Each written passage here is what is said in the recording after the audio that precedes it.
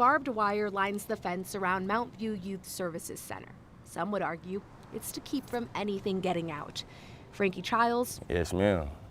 Yes, ma'am. may know a thing or two about that. And that's exactly what it was, is a cover-up. Frankie is a convicted juvenile. He served some of his time at Mount View. In January 2022, just a month before his release date, he had a run-in with some of the staff.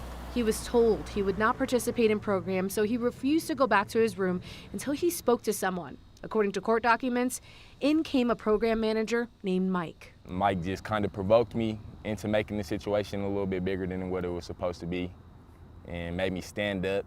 And once I stood up, they restrained me. He tackled me over the couch, and they started restraining me. In a lawsuit filed by Frankie's attorney, Mike then brought Frankie to his room where he told everyone to clear out. Mike and another program manager named Brad stayed. Brad kind of closed the door and stood in front of it a little bit so I couldn't get out or nobody else could get in and the cameras wouldn't be able to see. And then Mike started strangling me and stuff, slamming me and just choking me, putting his knee all on my chest.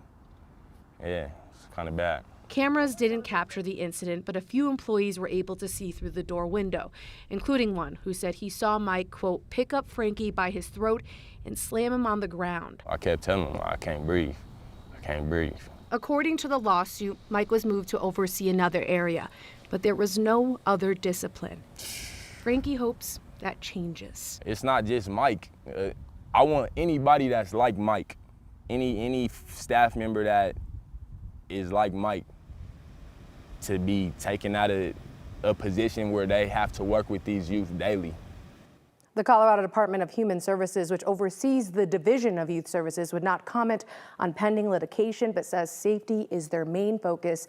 The Division of Youth Services tells us 2 of those 3 people named in the lawsuit are still employed. The third left for unrelated reasons. Kim?